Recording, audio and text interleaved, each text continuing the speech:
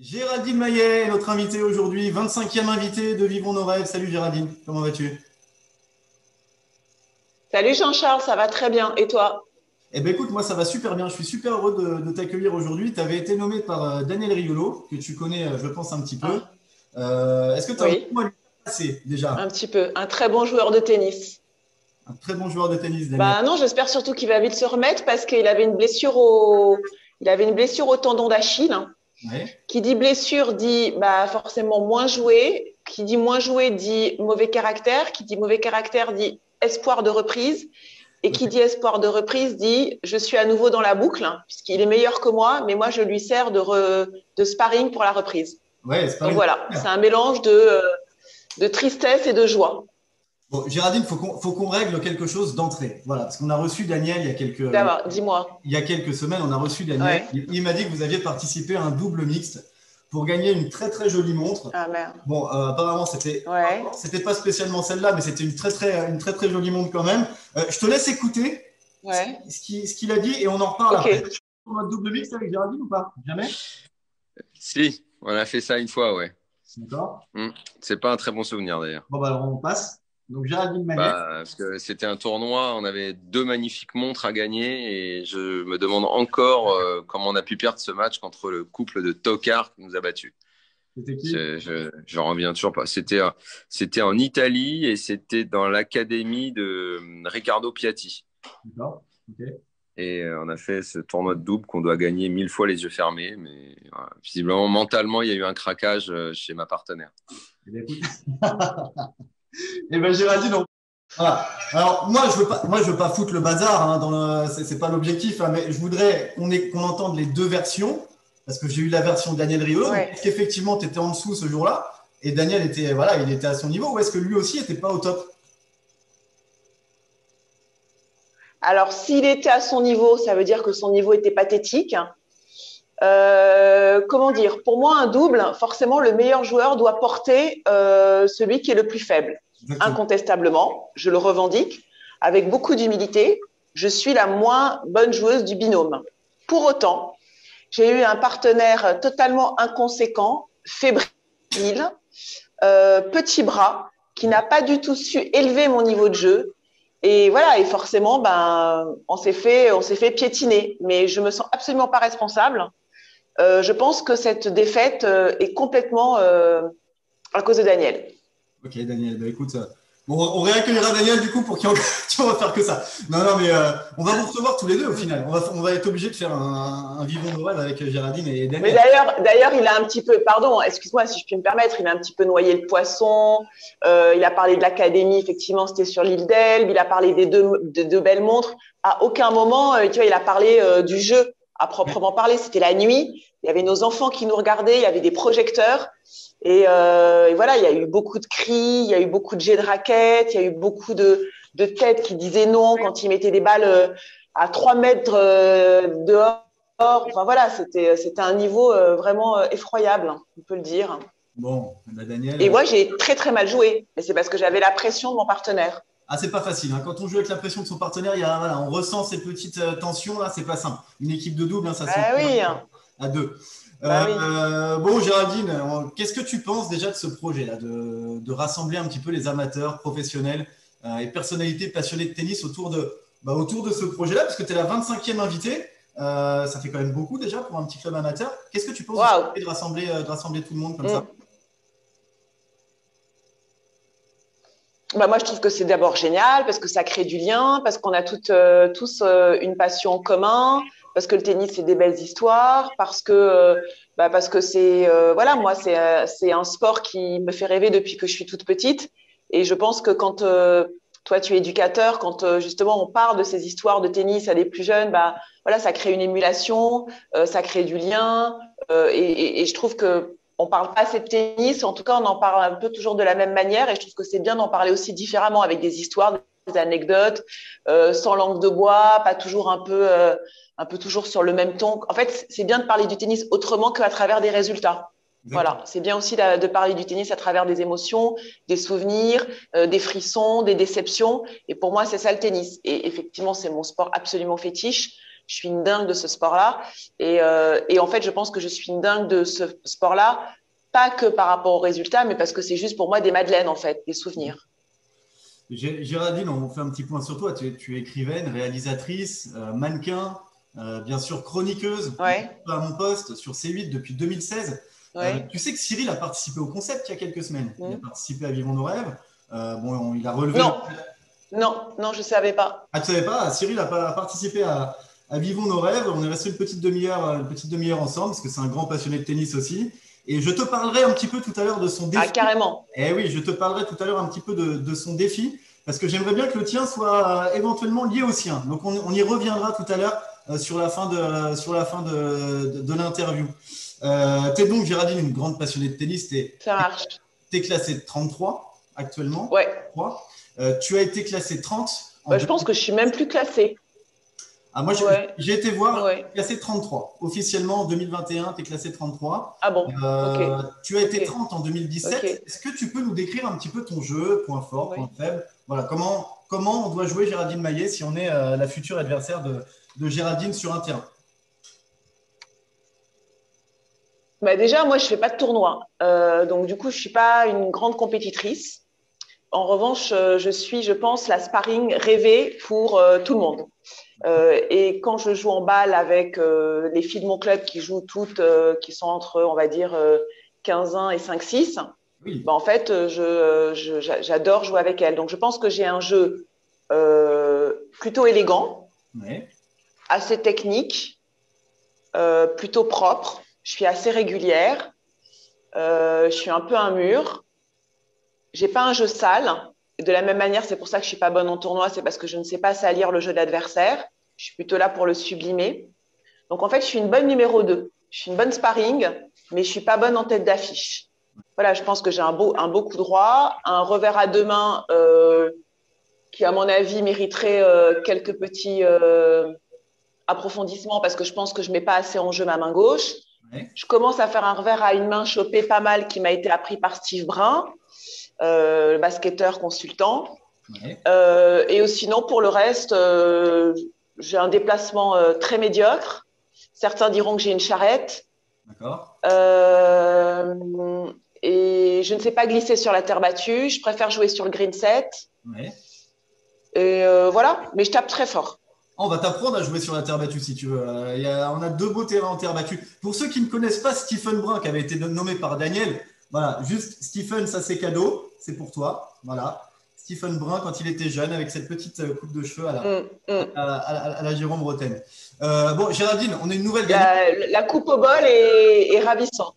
Ah, c'est très joli. Jérôme Bretagne le porte Ouais. très très bien également. On a une nouvelle gagnante de Roland Garros aujourd'hui avec nous. Nouvelle gagnante de Roland Garros, même une double lauréate parce que tu as remporté le tournoi des personnalités en simple en 2016 et en 2018. Alors en 2016 contre la créatrice Tara Jarmon et en 2018 tu gagnes alors avec un score pas mal 6-0 6-0 je crois contre Axel Marine.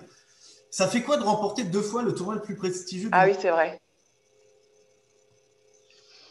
Bah écoute, j'en suis pas encore à la décima, mais c'est dommage. C'est un tournoi qui a été arrêté par le nouveau président de la Fédération française de tennis. Oui. Je sais pas pourquoi. Je trouve ça assez dommage parce que c'était bon avant le Covid, hein, tout ça bien sûr, mais c'était un tournoi qui était très sympathique, qui se passait à l'annexe de Jean-Bouin, à côté du stade de Roland-Garros. Oui. On se réunissait tous, journalistes, personnalités, surtout des passionnés de tennis. On avait des terres battues, mais royales. Pour la finale, on avait les ramasseurs de Roland-Garros qui venaient. Bon, les pauvres, ils devaient juste pleurer parce qu'ils quittaient quand même le central avec, je sais pas, avec des super joueurs et pour retrouver nous, en fait. Mais voilà, c'était un super tournoi et c'est vrai que moi, j'ai adoré faire ces tournois-là. Globalement, je les ai soit quand j'y ai participé, j'ai fait soit demi, soit finale, soit j'ai gagné. Voilà. Mais c'est des super souvenirs. Le trophée des personnalités qui maintenant est devenu le Star 7 et match, c'est-à-dire que le format est légèrement différent. C'est-à-dire ah oui. les joueurs jouent en double cette fois-ci. Ouais, ils ont pris Vianney, Camille Lacour, Camille Serre et ils jouent en double avec, par exemple, une ancienne, avec, je crois, Émilie Lois peut-être et Gilles Simon, c'est ça? Vianney avait joué avec Fabrice Santoro, par exemple. Ils avaient gagné Ouais, c'est ça. le tour des célébrités. Ophélie Magnier avait joué avec Paul-Henri Mathieu, par exemple. Je te Voilà. ces quatre-là parce que c'était nos derniers invités. Ils ont tous participé à Vivons nos rêves. Vianney est même devenu le parrain de l'association de notre club Annie Bray Tennis. Donc on a du beau monde quand même qu'on reçoit durant ce petit projet-là. Ouais. Ça marche plutôt bien. Géraldine, tu avais réalisé un documentaire sur Roland Garros intitulé In the French en 2016. Ouais. Alors, quand on est fan de tennis, j'imagine que c'est un mélange d'émotions incroyable de pouvoir réaliser un documentaire comme ça, être en totale immersion au sein de Roland Garros, à devoir essayer de capter tous les moindres détails, tous les petits plans. Quel joueur t'a le plus marqué, toi, durant le tournage? Alors d'abord, pour ceux qui regardent cette vidéo, je leur conseille d'aller tout de suite et de se précipiter pour voir The French, le film culte de William Klein, qui a été fait en 81 et qui m'a donné envie de faire la suite 35 ans après. En fait, ce qui était d'abord extraordinaire, c'était effectivement d'être en immersion pendant presque plus de 3 semaines dans Roland-Garros. C'est une sorte de ville dans la ville, une sorte de ruche avec tous les corps de métier, d'avoir accès à tous les endroits où on n'a pas l'habitude d'aller, là où il y a les photographes, là où il y a les caméras, dans les vestiaires, à la cantine, au player lounge, dans la salle de sport. Qui est-ce que j'ai aimé suivre? En fait, j'ai aimé suivre. Comment dire? J'ai vu à quel point le tennis avait changé. J'ai vu à quel point le tennis était devenu professionnel. À l'époque, William Klein, il est dans les vestiaires avec Eline Nastase qui fume une cigarette et Chris Evercloyd qui repasse sa jupe de tennis. Ouais. Voilà. Donc ce tennis-là, un peu tennis papa, tennis familial, où il n'y a pas encore les télés partout omniprésentes, je me suis aperçue que ça n'existait pas. Et donc moi, j'ai raconté une autre histoire. Et en fait, ce qui m'a plu, c'est que dans ce documentaire, j'ai Borg, j'ai Noah, j'ai Nastase, et j'ai tous ces anciens tennisman qui me racontent leur Roland Garros et le Roland Garros qu'il est devenu, une sorte de sport comme ça mondialisé avec beaucoup d'argent. Après, moi, je suis nadalienne, donc j'ai adoré suivre Nadal, même si cette année-là, il s'est fait taper en quart de finale par Djokovic. Et après, c'était une belle année puisqu'il y a Wawrinka qui est arrivé jusqu'au bout. Et c'était une sorte de millésime un peu particulier pour le coup qui n'était pas écrasé par Rafa. Et c'est vrai j'ai regardé ce reportage In the French, magnifique prise de vue. On est vraiment plongé, au sein de Roland Garros et pour tous les passionnés, je conseille vraiment d'acheter le DVD qui apparaît d'ailleurs. Hein, tout apparaîtra au niveau du montage, tout ce dont on parlera apparaîtra bien évidemment sur une petite. Je crois que le film il va être diffusé. Maintenant, tu peux voir le film sur Salto. Il a été acheté par Salto, la plateforme. Ok, écoute, on mettra le petit lien pour que les gens puissent y avoir accès. Cool. Est-ce que tu as suivi un petit peu la Fed Cup? Tu as suivi un peu l'exploit des filles là, en Australie. Qu'est-ce que tu penses, toi, de la réforme de la Coupe Davis et de la Fed Cup? Parce que c'est vrai que nous, joueurs amateurs, on adorait ces ambiances de fou, là, aller voir les matchs de Coupe Davis, des matchs à domicile, à l'extérieur. Bon, on a l'impression que tout a été un peu cassé, réformé. La Fed Cup, d'ailleurs, ne s'appelle plus la Fed Cup, mais la Billie Jean King Cup, en hommage à Billie Jean King et Michael Jackson. Qu'est-ce que tu penses, toi, de cette réforme-là? Je ne sais pas. Moi, après, effectivement, pour moi, la Coupe Davis, c'est des souvenirs incroyables. Moi, la première fois que vraiment quelqu'un me parle de la Fed Cup, c'est Marion Bartoli, puisque j'ai écrit son livre, sa biographie. Et effectivement, Marion, quand elle me parle de la Fed Cup, c'était pour elle une sorte de Graal, de jouer pour son pays, pour son drapeau, avec le peuple français derrière. Voilà, qu'on est transcendé, que tout d'un coup, on est centième, et on joue numéro 1 mondial, qu'on peut aller taper n'importe qui. Donc oui, moi, c'est des souvenirs incroyables, des souvenirs effectivement de Coupe Davis plus que de Fed Cup peut-être. Voilà, dis donc, t'as tout en fait. Attends, tu rigoles pas. Et après le tennis doit aussi peut-être évoluer parce qu'effectivement, nous on est des passionnés, mais de moins en moins de gens regardent le tennis. C'est une réalité. Les audiences même sur France Télé, quand il y a des matchs, en fait. de tennis. C'est plus du tout comme à l'époque. Les gens regardent moins, les gens connaissent moins. Alors effectivement, ils vont connaître les 4 fantastiques, mais même si on leur demande aujourd'hui des joueuses de tennis français, je suis pas sûre qu'il y en ait beaucoup qui savent en citer une ou deux. Il y a vraiment que les passionnés qui vont citer Kiki Mladenovic ou Caroline Garcia. C'est une autre époque et je pense que le tennis, il est devenu un peu parfois trop lisse, trop formaté, trop désincarné. Ouais. Et je pense qu'il a besoin aussi, et c'est pour ça que c'est bien, toi, à travers aussi ces interviews, de lui donner, tu vois, des émotions, de la patine, des aspérités, et d'en parler autrement qu'à travers un 40-15, point décisif, tu vois, voilà. Mais bon, c'est dommage. Moi, effectivement, la Fed Cup, c'est des souvenirs dingues. Et aussi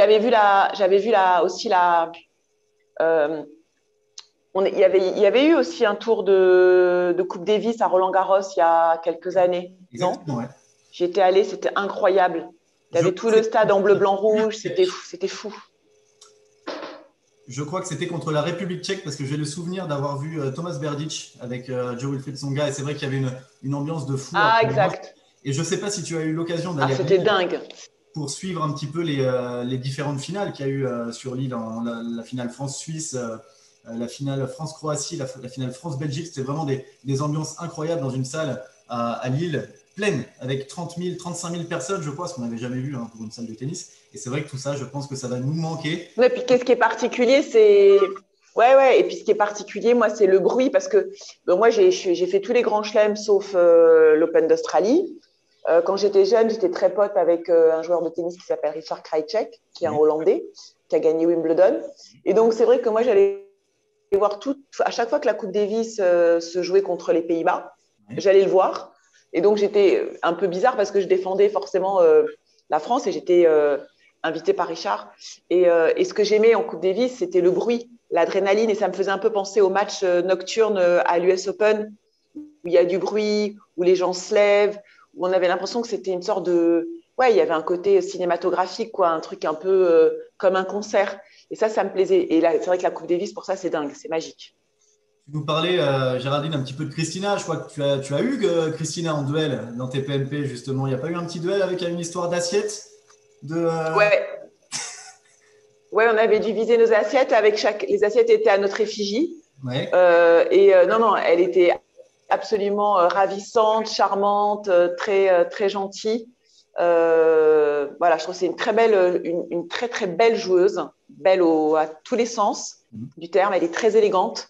Voilà, parfois on aurait envie qu'elle fasse plus et qu'elle fasse mieux. Je sais pas.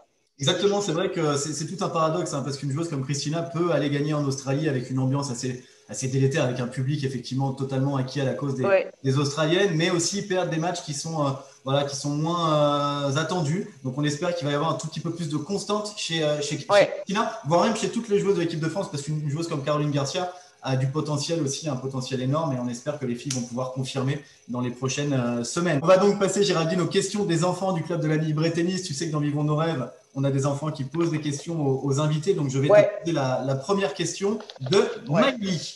C'est parti. Quel est selon vous le meilleur joueur de l'histoire du tennis? Waouh. Alors, est-ce que le meilleur joueur de l'histoire du tennis, c'est forcément un joueur qu'on a vu, qu'on a suivi, Pas qu'on spécialement. a applaudi, pour Non, lequel on a tremblé? pas Donc, spécialement. je reste. Pardon? Pas Pas spécialement. forcément. Moi, je pense que c'est la longévité et les matchs de Nadal. D'accord. Ok. Ouais, que ce soit à Wimbledon, à Roland-Garros, ouais. Ouais, je reste Nadal. Alors, nouvelle question de Gaëtan cette fois-ci. Quel match de Roland Garros t'a le plus marqué cette année? Waouh, cette année d'abord, ce qui m'a marqué, c'est le stade vide. Oui. C'est un tournoi à huis clos, c'est quand même. Enfin, ça paraît pas. Enfin, ça paraît banal maintenant parce que ça fait un an qu'on le vit, mais c'est quand même tellement inédit. Un Roland Garros en septembre dans un stade vide, Ouais. avec un toit fermé. Enfin, je veux dire, ça fait beaucoup, voilà. Donc, je retiendrai ça, cet aspect à la fois sanitaire et nouvelle configuration.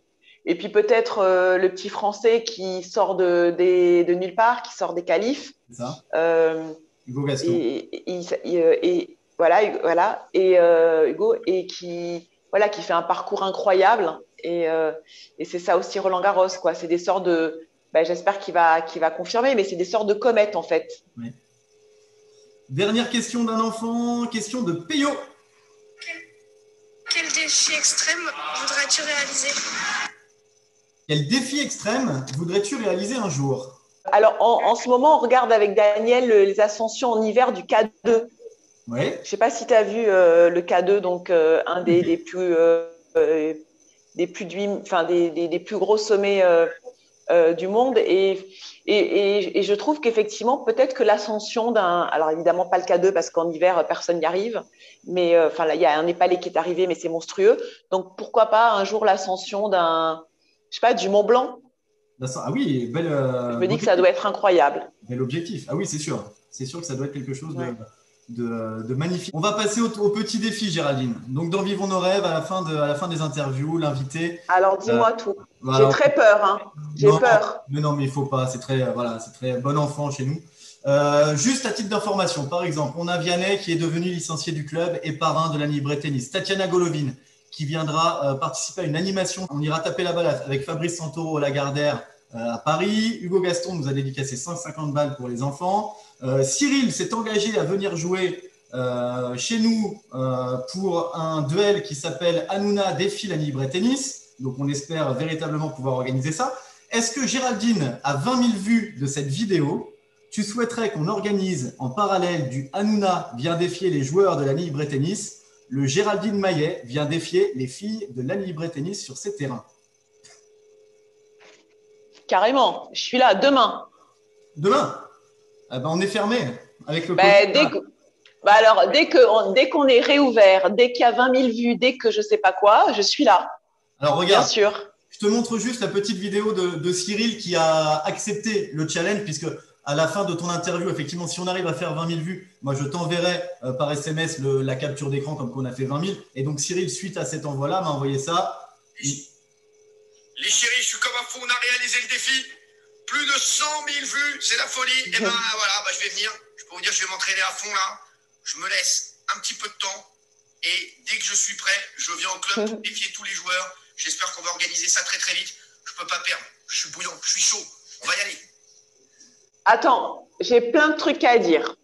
D'abord, le premier, maintenant, il faut savoir que Cyril est un joueur de paddle. D'accord, ok. Donc, il faut que les jeunes qui vont jouer contre lui, puisque moi, j'ai joué contre lui, il m'a rétamé parce qu'en fait, il a joué avec moi en faisant que des petits chops et des petits amortis bien pourris qui se fracassent derrière le filet, qui rebondissent pas. Donc ça, il faut que vraiment les gens qui vont jouer contre lui soient bien au fait de ça. Ok. Voilà. Et sinon, bah moi, oui, moi j'ai déjà mon sac qui est prêt, qui est dans l'entrée, quoi. Il suffit juste que ça rouvre, que je fasse 20 000 vues, et ça y est, je suis déjà en train de m'échauffer. Je viendrai avec mon staff. On est à 50 minutes en train hein, de Paris, donc c'est pas, voilà, c'est pas beaucoup. On viendra en voiture. On peut venir en voiture, rassure-moi. 1h30. 1h30 en voiture. Bon, ben voilà. Je t'explique simplement le concept. Voilà, on avait mis ça en place avec Cyril et on ferait éventuellement pareil avec toi. C'est-à-dire que ça serait Géraldine Maillet défie les filles de la Libre Tennis. C'est-à-dire que toi, tu jouerais un match entier et que les filles du club se relaieraient à la fin de chaque jeu. Ouais. C'est-à-dire qu'il y en aurait une qui jouerait un jeu de service, puis une autre un autre jeu, jusqu'à temps que vous fassiez 2 sets gagnants. Donc sur un terrain, il y aurait Hanouna défie les garçons. Ça me semble très bien. Et sur le terrain 2, Géraldine Maillet défie les filles de la Libre Tennis. Donc, si vous voulez faire voiture commune et puis venir ensemble. Moi, en tout cas, ça me semble être une très, très, très, très bonne idée. Ouais, défi, mais carrément accepté. Je viendrai avec mon staff, je viendrai avec mon préparateur physique, mon diététicien, mon agent aussi. Je pense que c'est important, on ne sait jamais. Ouais. Et puis quelques photographes aussi de bord de terrain pour faire des beaux clichés. Eh bien, carrément, super, c'est nickel. Géraldine, à la fin de Vivons nos rêves, l'invité doit nommer 3 nouvelles personnes pour participer au concept. Qui est-ce que tu choisis aujourd'hui de nommer? Ok. Le relais de ton interview. Alors, il faut forcément des gens connus, Bon, connu, oui, un peu connus. un petit peu connu quand même. Voilà, si tu connais des gens qui sont, voilà, qui sont fans de tennis et que tu aimerais nommer. Alors, je vais citer Marion Bartoli, D'accord, ok. Framboise Holtz, ouais, Framboise, oui, je dis Françoise. ouais, Framboise. Ok, Framboise Holz. Framboise. Framboise Holtz, parce qu'après tout, elle peut bien te parler de tennis, de tournois, d'organisation, elle a tout vu, hein, c'est vraiment. Et ensuite, je dirais Benoît Paire. Benoît Paire, ok. Eh bien, écoute, Benoît Paire, Framboise Holz et Marion Bartoli, nouveaux nommés pour participer au projet Vivons nos rêves. Je compte sur toi pour faire le lien. Bon courage, bon Merci, courage, super. bon courage. On m'a dit la même chose avec Yannick Noah et 3 jours après, j'avais Yannick Noah. Tu vois, donc ça s'est fait rapidement. Pour mon documentaire In the French, j'avais demandé à Yannick. Il m'avait dit oui 3 mois avant le tournage. Ouais. Et 2 jours avant le fameux jour du tournage, elle m'a un texto en disant c'est toujours OK, pas de problème, vous pouvez compter sur moi. Donc, tu vois, les plus grands sont toujours les plus élégants. Juste un petit mot, Géraldine, avant de terminer, pour tous les licenciés de la Libre Tennis qui vont te regarder et qui sont, voilà, qui sont à l'arrêt, qui sont de grands fans de TPMP pour la plupart, hein, qui suivent vraiment assidûment vos émissions en semaine. Voilà, est-ce que tu as un petit mot à leur faire passer?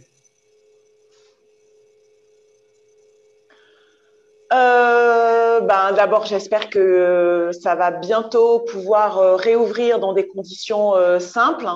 Et je sais que c'est une période super difficile pour les passionnés de tennis parce qu'on est rationnés, parce que les conditions sont pas très sympathiques. Pour ceux qui veulent faire des tournois, il n'y a plus de tournois. Donc, voilà, c'est compliqué de se donner des défis sportifs quand on est voilà, comme ça un peu au compte-gouttes. Mais il faut quand même toujours, je sais pas, garder sa raquette. Moi, je sais que pendant le premier confinement, je gardais toujours ma raquette. Je prenais le grip de ma raquette pour le sentir parce que j'avais l'impression sinon que j'allais perdre la sensation, quitte à même faire du ping-pong dans le mur de sa chambre, hein, voilà. Et donc, bientôt peut-être l'Open d'Australie va commencer. Si jamais il y a plus de cas. Donc, peut-être regarder du tennis à la maison parce que c'est quand même formidable et au moins, ça donne envie de jouer. J'ai l'impression que quand on voit des gens qui jouent bien, on joue mieux après. Et vivement que le printemps arrive, qu'on puisse jouer dehors et qu'on puisse faire ce tournoi génial avec Cyril et moi. Voilà. Eh bien, écoute, Géraldine, merci beaucoup pour avoir participé à Vivons nos rêves. On t'attend avec Cyril sur nos terrains. On essaiera d'organiser tout ça. Voilà, si tu le vois ce soir, tu peux lui en parler directement, comme on est chaud, nous patates aussi de notre côté pour vous accueillir tous les deux. On va essayer de vous faire un beau truc parce qu'on a 2 nouveaux terrains qui viennent d'être faits. Et on espère voilà, faire ça au printemps ou voilà, fin mai, juin. Voilà, ça serait l'idéal quand on sera sorti un petit peu de toute cette crise sanitaire. Oui, vas-y, dis-moi. Mais c'était quoi le défi de Daniel? Alors, le défi de Daniel, c'était de nous aider à éventuellement organiser une petite interview ou un petit podcast sur RMC, voilà, pour qu'on puisse être médiatisé sur RMC, sur un petit podcast. Mais éventuellement, le défi de Géraldine Maillet, ça peut être le défi Géraldine Maillet et Daniel Riolo viennent défier en double mixte d'autres équipes de double mixte de la Libre Tennis, si tu veux. Moi, je peux, si ça vous dit, on peut faire ça. Hein. Il n'y a aucun souci. Comme ça, nous, on peut mettre en jeu. Moi, je ne vois pas pourquoi je ne vois pas pourquoi. Alors d'abord, je ne vois pas pourquoi moi, je vais mouiller le maillot et pas lui. Déjà, je trouve ça totalement injuste. 2, j'ai mon honneur qui a été sali rapport au double mixte de l'île d'Elbe il y a quelques années et je veux absolument rétablir cette injustice. Donc, évidemment, je veux absolument que Daniel soit englobé à ce défi. Je ne veux pas des simples, je veux des doubles mixtes. Et je veux que tu mettes les meilleurs joueurs garçons en face de nous pour que, voilà, tu vois, pour qu'on voit bien que c'est ça le problème. Eh bien, écoute, ce qu'on va faire, c'est qu'on va, voilà, on fait une petite variante dans le défi. Ça sera Géraldine Maillet et Daniel Riolo défient les joueurs et joueuses de la Libre Tennis en double mixte, en parallèle de ce qui va se passer à côté avec Cyril Hanouna qui défiera les joueurs de la Libre Tennis. Est-ce que ça te va? On ne peut pas faire mieux. Et ouais, alors c'est parfait, mais moi je ne veux pas de montre, je veux juste à la fin un Coca ou un Orangina. Voilà, ça m'ira très bien. Eh bien, écoute, on va faire les provisions et on va vous accueillir dans les meilleures conditions. Et je peux te dire que tous les gens qui me suivent et qui sont derrière moi et qui sont derrière ce projet-là, vont vous attendre avec impatience et on espère pouvoir fixer une date assez rapidement. Géraldine, merci en tout cas vraiment pour ta gentillesse, ta simplicité. Je voulais dire aussi un petit mot sur… J'avais mis mon sweatshirt. Attends, regarde. Tennis anyone. Tennis anyone. J'avais mis mon sweatshirt tennis anyone. Pas mal. Eh bien, écoute, on vous offrira des t-shirts Tennis aussi. Ça marche? Comme ça, vous serez aux couleurs du club. Le jour où wow. vous serez la classe. Magnifique. Ciao, à bientôt et on se voit très vite. Bonne partie à tous. Ciao, ciao. À plus. Bye. Salut.